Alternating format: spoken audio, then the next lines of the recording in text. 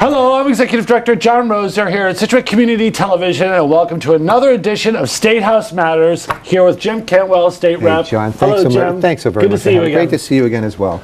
I'd love to talk about, we're off air learning all these great things that John has done prior to coming here to SCTV, learning about things at Magic and BOS and all these artists. You know, you get to interview Bonnie Raitt or Lionel Richie, and now I get to be interviewed. It's kind of neat to be. We're going to do a song coming up in a couple of seconds. But first of all, we want to get right to this issue with Scituate FACTS. Right. We're huge Anne-Marie Galvin fans here. We are big supporters of her and the program, and I hear that there's some news for Scituate FACTS. John, it's so exciting. Anne-Marie and Greg Ranieri are the two folks who co-founded Scituate FACTS. And when they started some 4 years ago, the statistics here, right at the high school, showing what students were doing as far as any kind of risky behavior. So they do a youth risk behavior survey.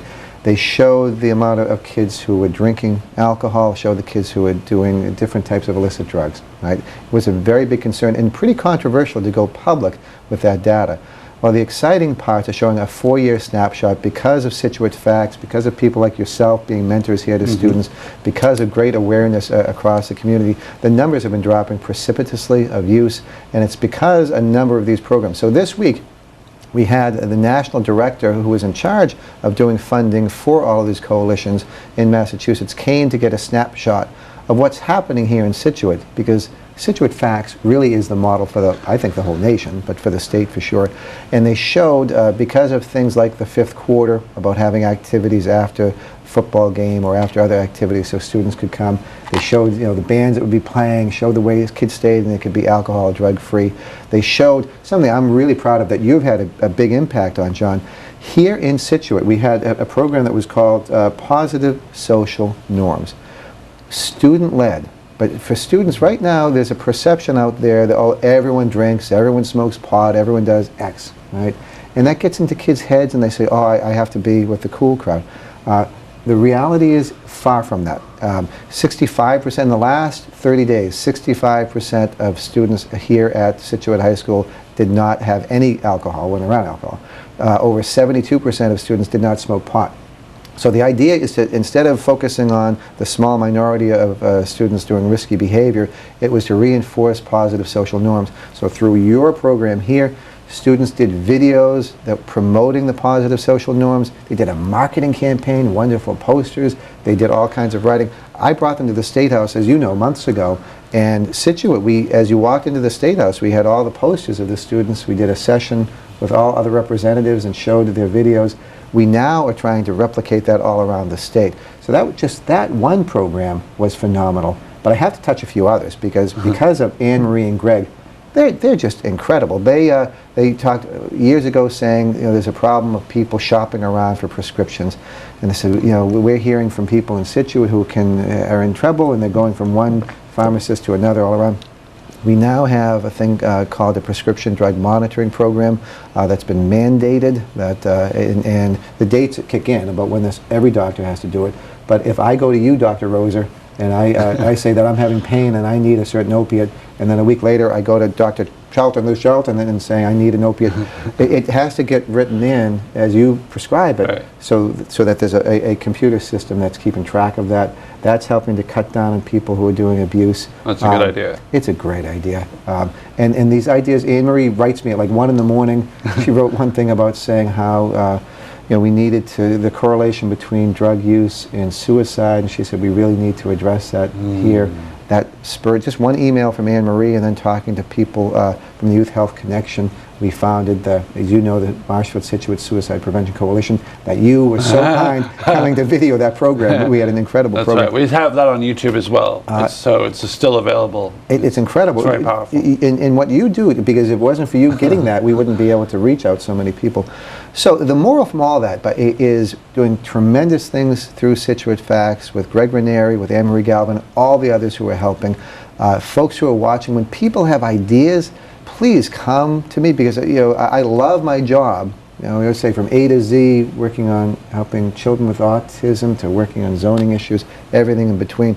But I'm certainly not an expert on almost all those matters. So when Anne-Marie Galvin comes and says we need money for recovery coaches, and we talk about what that means, We just got in the budget. Anne-Marie started with a thought. We just got money in the budget so that when you go to a hospital, there's someone there, if you've overdosed, that they can immediately start trying to give you some advice about what kind of program to get into. Here in Scituate, they're already doing it, and they're doing it for free through South Shore Recovery. I want to make sure Anne-Marie Galvin, we got on Scituate FACTS, we're going to list some of the other contacts.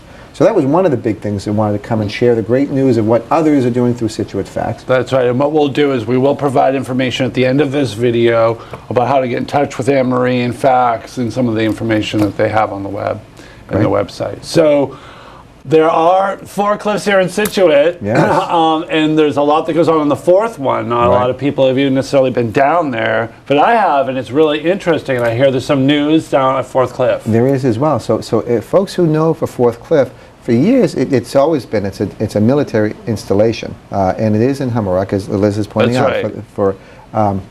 So 4th Cliff. Unlike 3rd Cliff that people will see, unlike the others, it doesn't have some of what I call fortification. It would be all the different riprap rocks to try to protect it.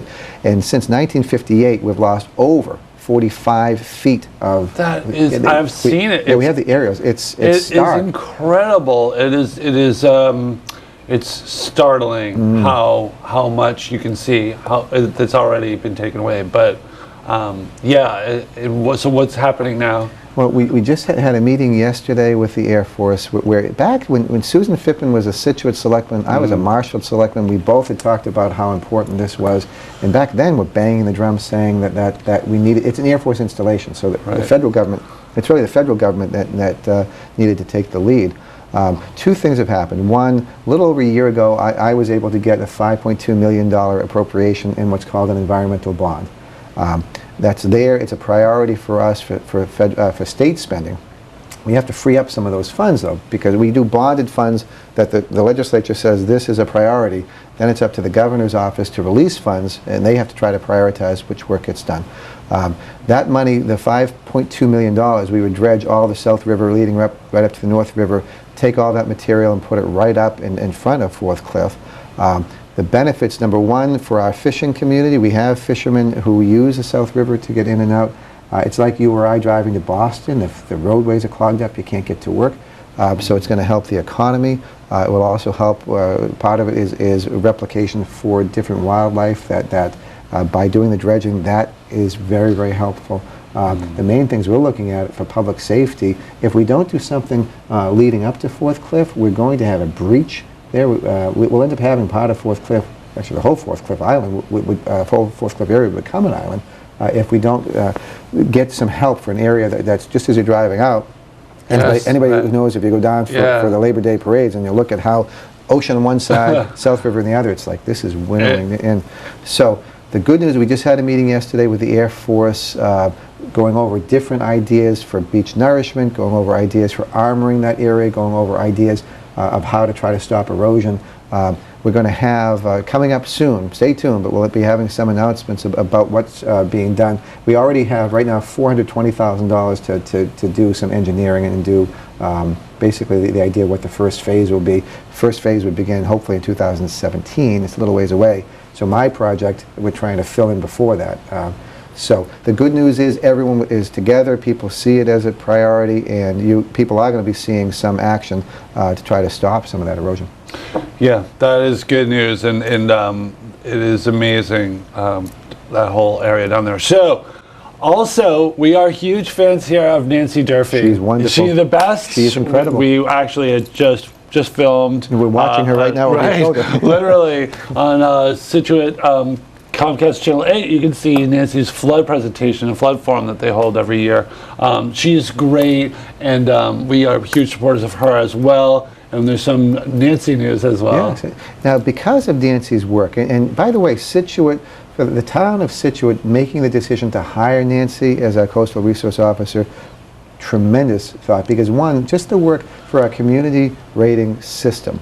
Scituate is one of the leaders as far as people being able to have a reduction from flood insurance, that because of the work of Nancy and others, Kevin Cafferty, Trishman Casey, Dave Ball. I got to talk about David in a moment because of the great work. All of those folks together, we in the town save money off our flood insurance because we're showing that we're working on ways of trying to do coastal adaptation. We're working in ways to try to reduce damage from coastal storms, like the one we're going to have this weekend. Because of that, FEMA sees, wow, Situate's got its act together. We're getting 10% off of every single policy, hopefully moving higher because of the work of Nancy and David Ball and Kevin Cafferty and Trishman Casey, the whole crew. We just announced a little over 2 weeks ago a grant of $180,000 that Nancy wrote that's helping to study and look at the coastal adaptation ideals. The announcement was done by the Speaker of the House, who I'm going to see actually in a half an hour, who was talking about towns that are making tremendous improvements really throughout our state. So she's a shining light. And we wanted to note that the grant that was $180,000 to help Scituate was only one of 6 in the entire state. The work that she's doing on the community rating service and the program that you just videoed the other night, people should watch about other strategies for how to make sure that we keep our flood insurance levels low.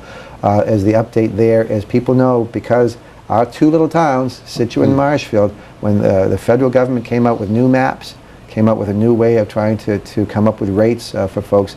I want people to be so proud of you speaking out, John, you covering the matters. We helped change federal law because we made substantial changes in the federal National Flood Insurance Program for policies to make sure that people can keep their rates at a reasonable level. And the maps, as you recall, we proved that when FEMA did the maps, they did them on the cheap. They hired a group, outside group, heavily influenced by the insurance industry. The maps they came up with were showing, I think, 4-foot water being on Front Street in a 100-year storm. No. They showed Marshfield Town Hall showing 3-foot waves.